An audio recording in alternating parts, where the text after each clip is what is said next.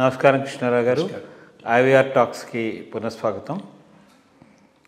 ఈ మధ్య బ్రిటన్లో జరిగినటువంటి కొంచెం డిస్టర్బింగ్ ఫ్యాక్టర్ ఏంటంటే, మొదటి నుంచి అఫ్కోర్స్ రేషియల్ కంట్రీ అనేది పేరు పడింది.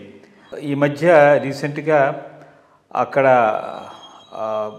బ్రిటన్లో వాళ్ళే యోగా ఇది చేస్తుంటే ఎవళ్ళు వచ్చి వాళ్ళని స్టాబింగ్ చేయడం అదంతా ఇదవడంతో కొంచెము ఈ సోషల్ మీడియాలో ఇది ముస్లిమ్స్ చేసినటువంటి పని అని చెప్పేసి ఒక వైరల్ కింద మారితే, సో వైట్స్ అంతా వచ్చి కొంచెం ముస్లిమ్స్ని అటాక్ చేయడము జరగడము, వీళ్ళు మామూలుగా ఊరుకోరు కదా, వీళ్ళు కూడా మళ్ళీ ఇది చేయడము. సో అక్కడ దాంతో శాంతి భద్రతల మీద చాలా పెద్ద ప్రాబ్లం ఇష్యూ అది ఒకటి అయిందనమాట.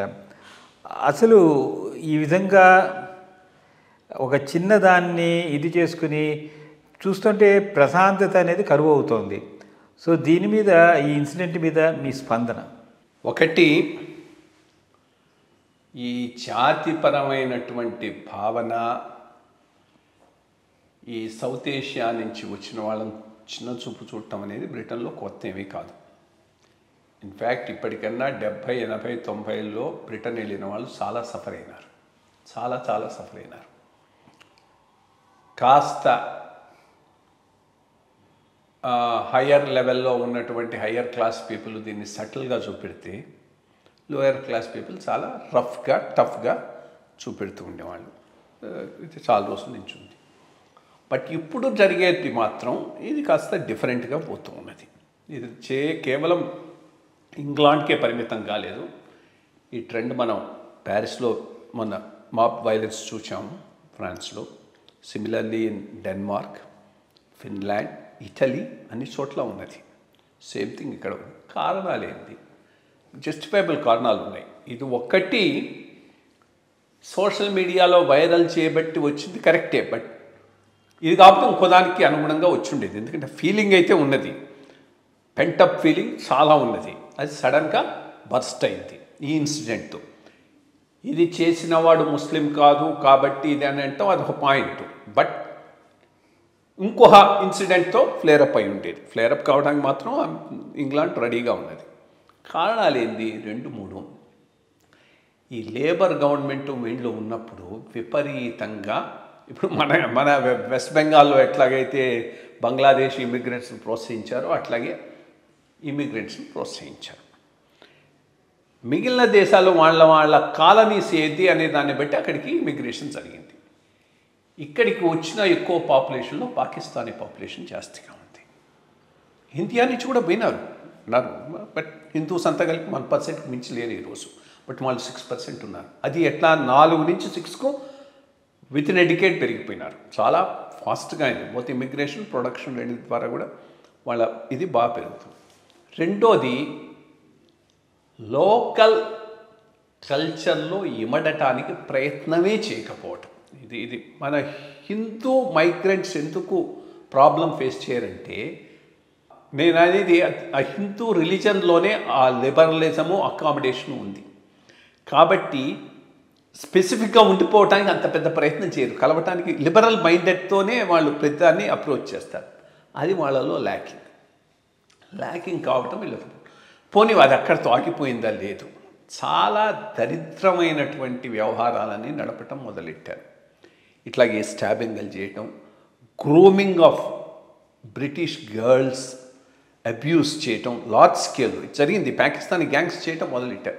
సో దీనితో న్యాచురల్ ఏ కంట్రీలోనైనా మనం ఉండి ఇంకోటి వచ్చి ఇట్లా చేస్తూ ఉంటే ఎన్నాళ్ళని టాలరేట్ చేస్తారు. దానికి రియాక్షనే ఈరోజు వచ్చినటువంటి ఫార్ రైట్ నుంచి. నేను ఇది ఫార్ రైట్ అనను, it's only matter of time. ఒక 5 ఏళ్లలోనో 10 ఏళ్లలోనో ఇది మెయిన్ స్ట్రీమ్ రైట్ అయిపోతుంది. కన్సర్వేటివ్ పార్టీ ఫినిష్ అయిపోతుంది, దాని ప్లేస్లో ఈ ఫార్ రైట్ వస్తుంది.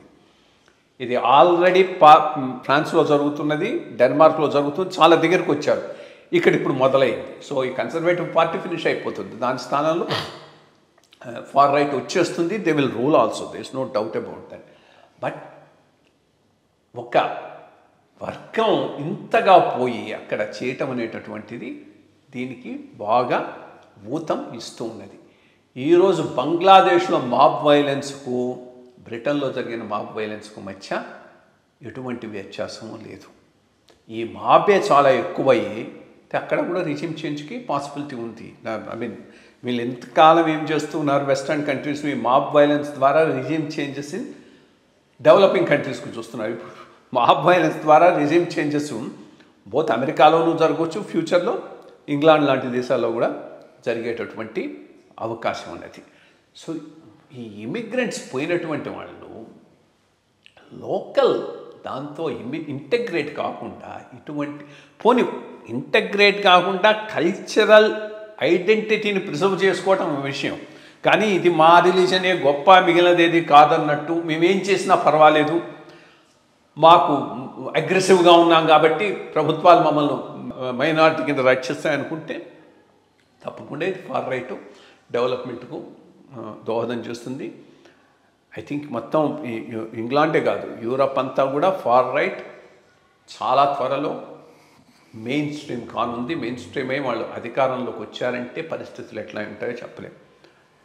ఇన్నాళ్ళు భారతదేశం లాంటి దేశంలో ఏ చిన్న ఇన్సిడెంట్ జరిగినా ఈ అమెరికన్ మీడియా, బీబీసీ, సిఎన్ఎన్ కోశపెట్టేసి బ్యాడ్ ఇమేజ్ని కంట్రీకి ఇవ్వటం పద్ధతిగా పెట్టుకున్నారు. ఈరోజు వాళ్ళ టర్న్ చూద్దాం. మన ఇండియన్ మీడియా ఎంతవరకు దీన్ని హైలైట్ చేసి వాళ్ళ సోషల్ ఫ్రాక్చర్సు, అక్కడ వాళ్ళ ఫెయిల్యూర్సు, వాళ్ళ లా అండ్ ఆర్డర్ ఇంప్లిమెంటేషన్లో ఫెయిల్యూర్స్ను అవి వెతికట్టాల్సినటువంటి అవసరం అయితే ఎంతైనా ఉన్నది.